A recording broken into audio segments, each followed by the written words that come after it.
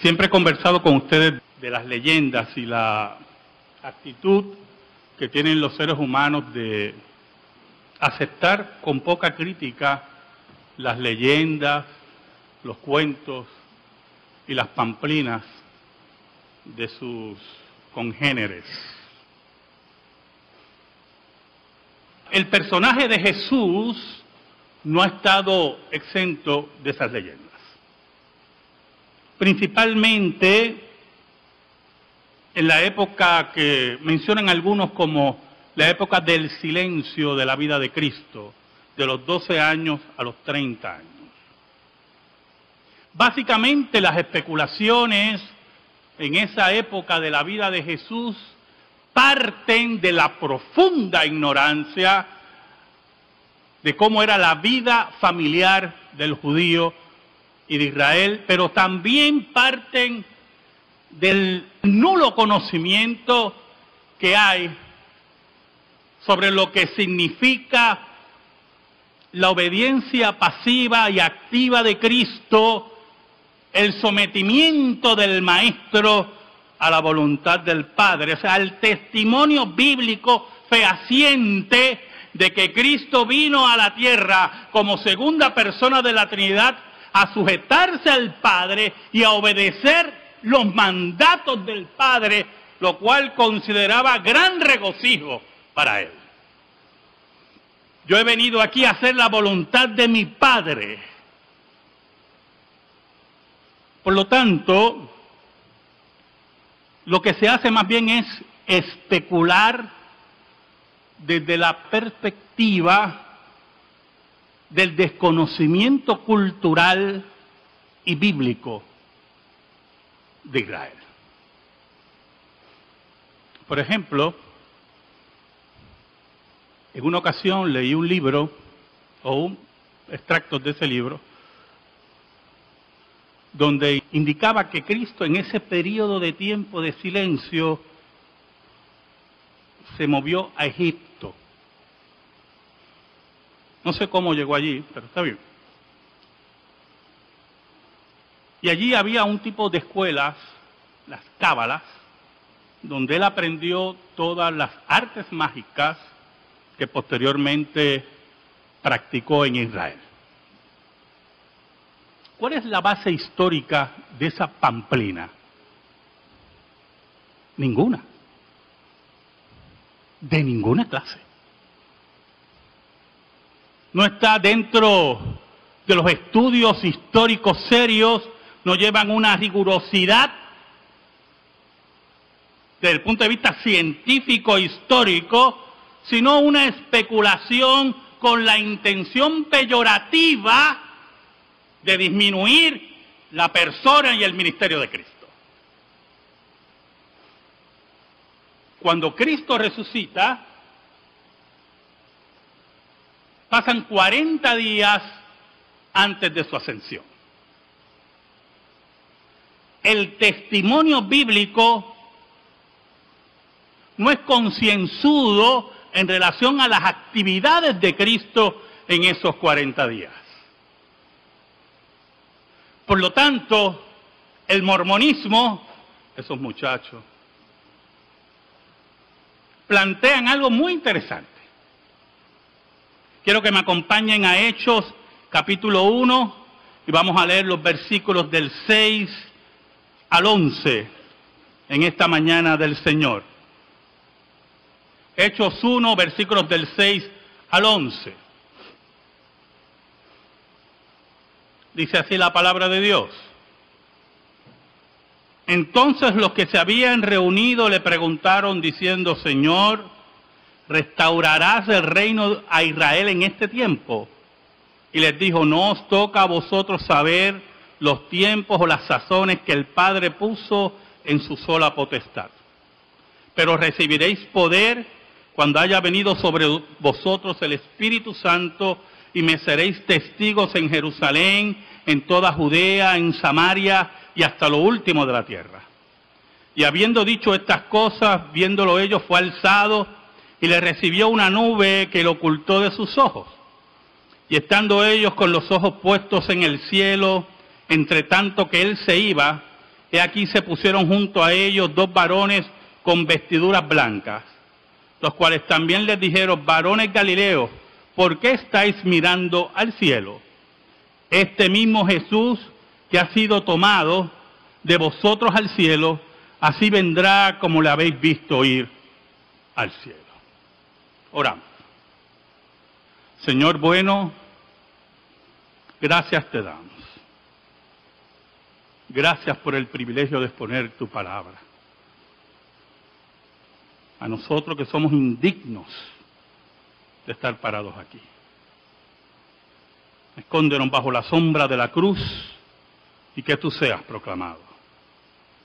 Llega al corazón de tu pueblo, fortalece, redarguye, salva a los tuyos. Y que sobre todas las cosas tú seas glorificado. En el nombre de Jesús. Amén. Y amén. El mormonismo entonces aprovecha los 40 días de Cristo y lo que ellos consideran lagunas para hablar que Cristo fue a América en ese periodo de tiempo. Se le apareció a los habitantes de América en una forma espectacular. Si quiere leer sobre ese relato, está dentro de los cómics que hay en la historia. El Libro de Mormón, uno de los grandes cómics de la historia. Y usted ve el relato que Jesús baja del cielo en forma brillante y se pone en medio de los habitantes de América, en un lugar que hasta el día de hoy nadie sabe dónde fue, a unos habitantes que nadie sabe quiénes fueron, con un sistema económico que nunca existió en América, con animales que solamente los españoles trajeron a América, y allí Jesucristo se reveló como el Mesías, para posteriormente volver a Palestina y subir a los cielos. Y siempre me he preguntado, y tengo la contestación, es una pregunta retórica, ¿por qué ese empeño con Jesús? ¿Por qué no especulan con Buda? ¿Por qué no especulan con Lao Tse? ¿Por qué no especulan? No van a especular con Mahoma, tienen miedo. ¿Por qué no especulan? Tienen miedo que los vuelen por los cielos. Ahí no van a especular. Porque los impíos son unos cobardes al final, ¿oyó? La singularidad de Jesús molesta la conciencia de los impíos. Jesucristo, por ser el único y declarar ser el único camino de Dios, molesta al impío. Despierta el odio profundo en el impío, la rebelión en el corazón que nos habla la Biblia. Pero meditando en la ascensión de Cristo y la importancia desde el punto bíblico y religioso, teológico, me hice la misma pregunta sobre Jesús. ¿Sabe algo, hermanos? Jesucristo nació de una virgen. Y lo que le da fortaleza al pesebre es la vida de Cristo. Su ministerio público, sus señales, sus sermones, pero también su don profético. Jesús anuncia su muerte, su asesinato y su resurrección. Por lo tanto, lo que le da sentido a la vida de Cristo, a su ministerio público, como parte integral de la labor soteriológica de Dios, es el Calvario, el Gólgota.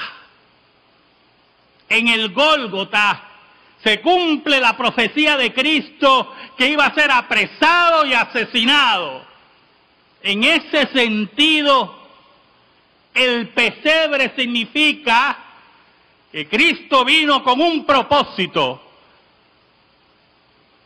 a este planeta.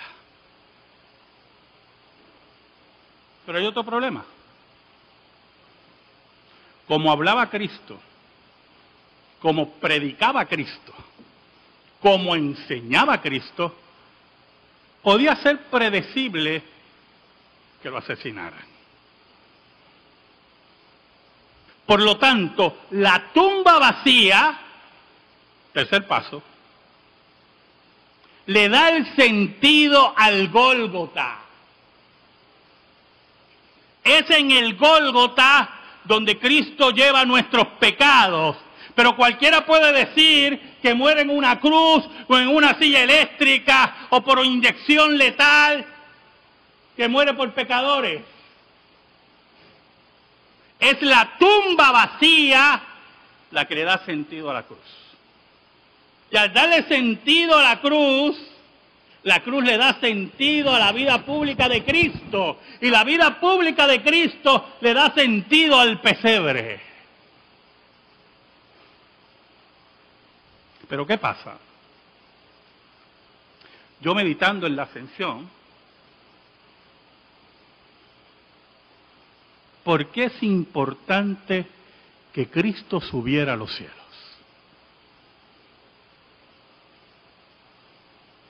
Mira el versículo 6.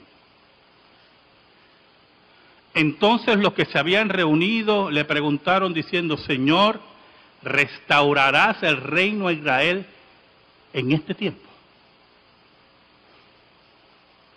¿Qué denota la pregunta de los apóstoles? ¿Qué expresa la pregunta de los apóstoles? Una fe infantil, una fe en ascuas, una fe en búsqueda de contestaciones, una fe todavía formada en el concepto nacional judaico. Una fe que tenía que crecer, pero había un problema. Jesús se va. Jesús contesta. El versículo 7. Y les dijo, no os toca a vosotros saber los tiempos o las sazones que el Padre puso en su sola potestad.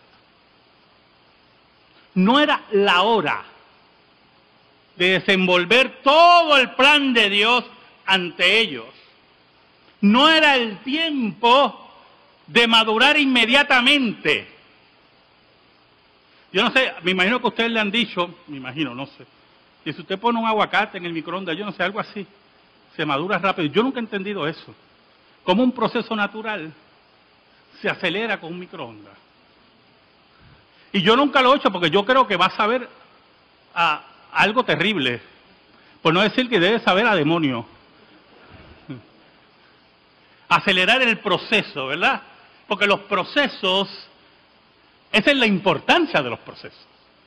Cuando usted acelera procesos, usted violenta algo muy importante, por lo cual los procesos existen.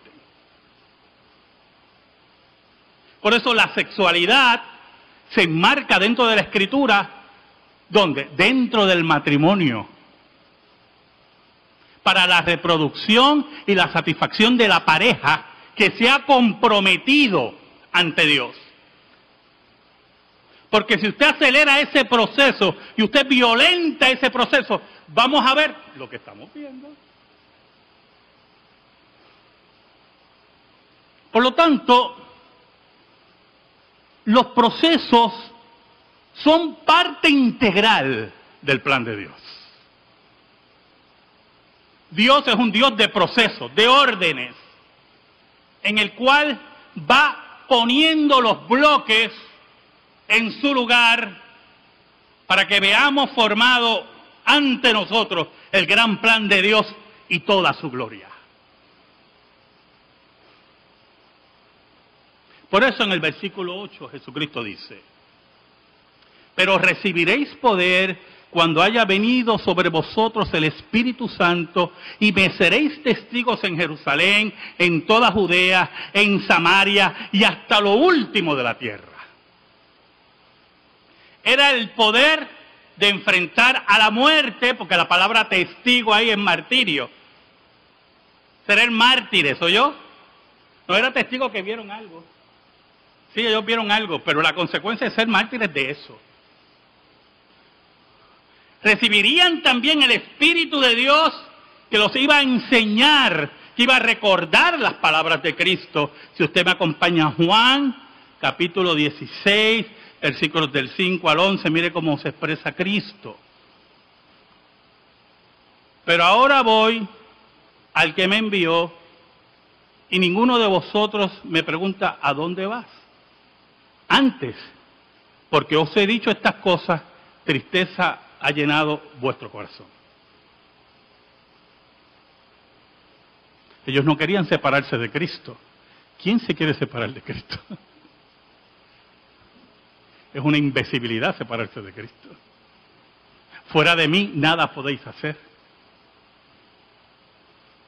Todo pámpano que en mí no lleva fruto será cortado y echado al fuego. Pero yo os digo la verdad, os conviene que yo me vaya, porque si no me fuera, el Consolador no vendría a vosotros. Mas si me fuere, os lo enviaré. Y cuando Él venga, convencerá al mundo de pecado, de justicia y de juicio. De pecado por cuanto no creen en mí, de justicia por cuanto voy al Padre y no me veréis más, y de juicio por cuanto el príncipe de este mundo ha sido ya juzgado. Por lo tanto, en el proceso de la salvación, en el proceso de la glorificación de Cristo, en el proceso de la maduración de la iglesia, Cristo tenía que ascender a los cielos.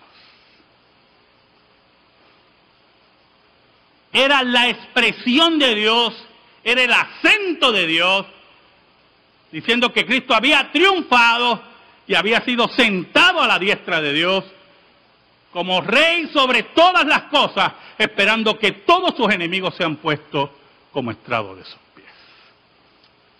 Pero en las especulaciones que hemos estado hablando, yo me puse a pensar, ¿por qué Cristo no desapareció? Ya resucitó, habla con los apóstoles y desaparece. ¿Y ya? ¿Por qué?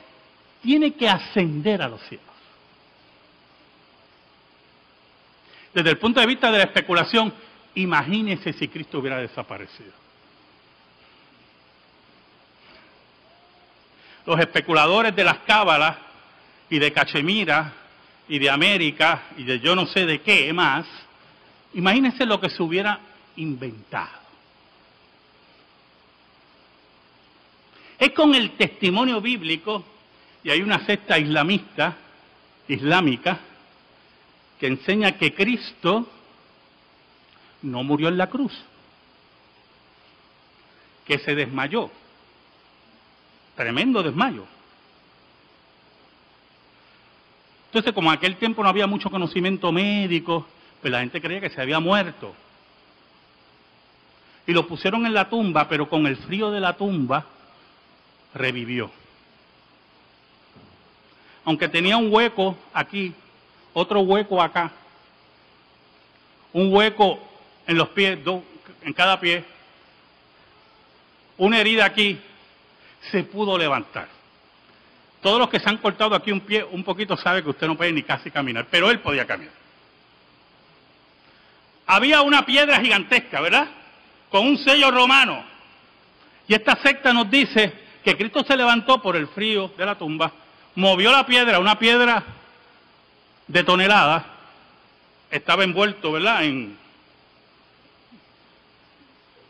como una momia. Me imagino que brincó con el hombro, movió la piedra, los soldados estaban dormidos. Eso es lo que cree la secta, yo estoy narrando lo que ellos creen, no es broma. Y así, con todas esas heridas con toda esa pérdida de sangre, con todos los traumas físicos que ocurren de la crucifixión, caminó a un sitio que había en caravana, llegó a Cachemira en la India, mí qué cosa, y allí vivió hasta los 100 y pico de años y tuvo hijos. Hermanos, eso es más milagroso que la resurrección. Por lo tanto, si Cristo desaparece, no solamente el concepto de afirmación de la tumba vacía, y esto es muy importante, queda irresuelto, porque muchos podrían haber dicho, si Cristo desaparece, los apóstoles estaban confundidos y veían, y alguien los engañó, un impostor, y ese impostor aprovechó la tristeza de los apóstoles y se hizo pasar por Cristo, pero como no podía probar más nada, desapareció. Por eso es importante que vean la ascensión como aquel evento que señala la tumba vacía. Al Cristo ascender, la tumba vacía es una realidad. Esa ascensión señalaba, número uno, que Cristo había vencido la muerte, que Cristo era el Rey sobre todas las cosas, que Cristo era el dispensador de todos los tiempos, que el Espíritu Santo no solamente procedía del Padre, sino también del Hijo, y que Cristo había sido entronado en los cielos por su Padre, para la gloria de Dios Padre, como dice Filipenses.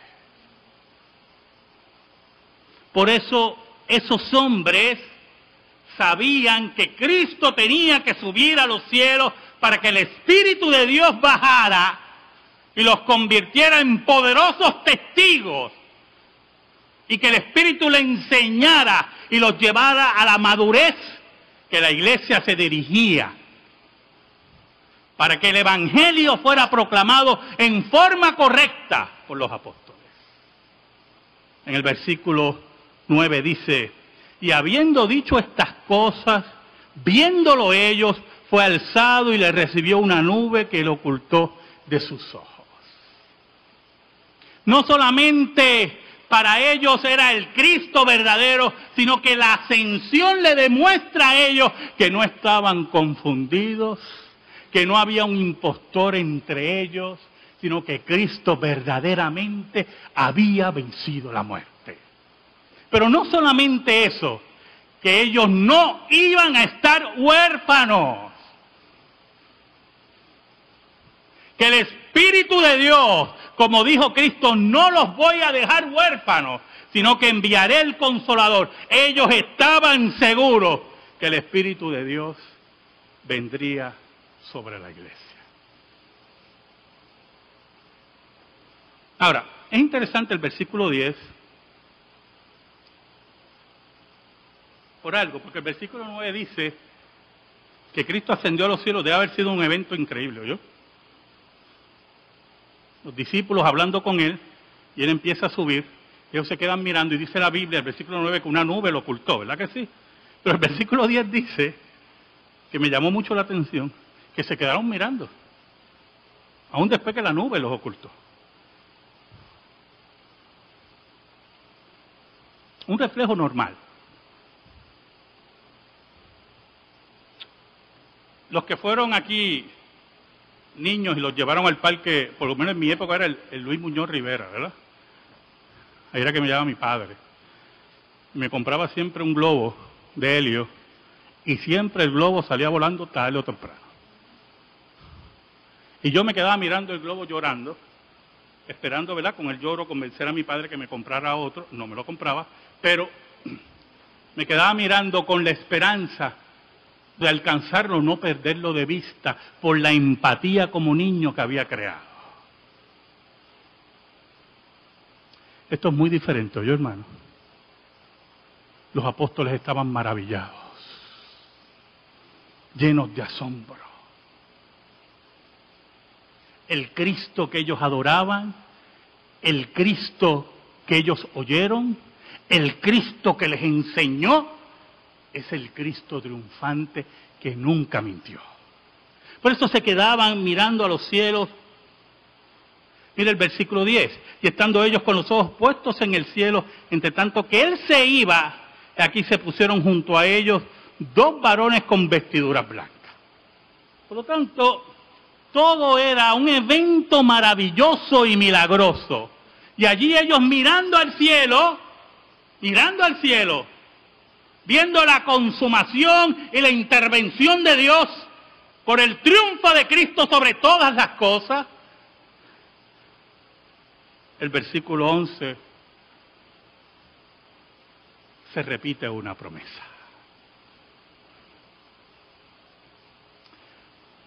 Los cuales también les dijeron: varones galileos, ¿por qué estáis mirando al cielo? ¿Por qué ustedes insisten en mirar al cielo? ¿Se acuerda el globo?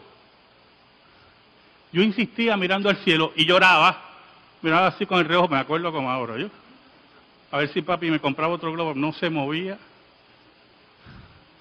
Y yo seguía con la esperanza. Y posiblemente era la misma pregunta. ¿Por qué tú sigues mirando para arriba? ¿Por qué ustedes miran al cielo? Y añaden, este mismo Jesús,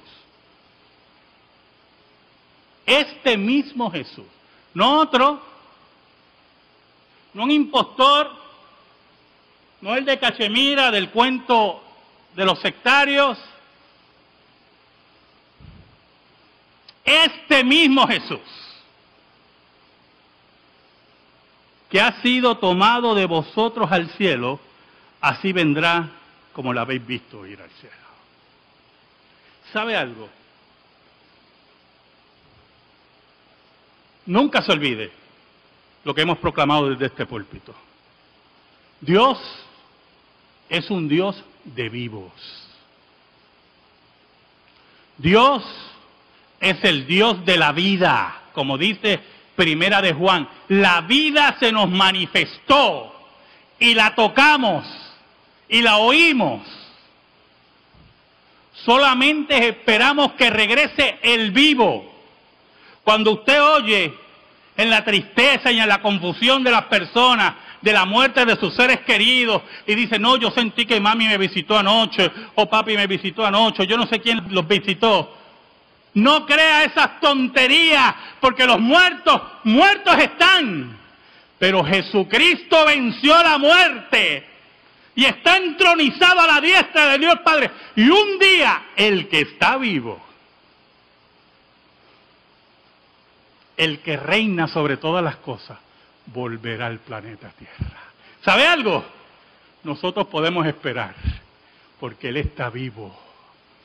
Nadie puede esperar, ninguna religión puede esperar a su fundador. Están muertos, el de nosotros está vivo y volverá a reinar para siempre sobre todo lo creado.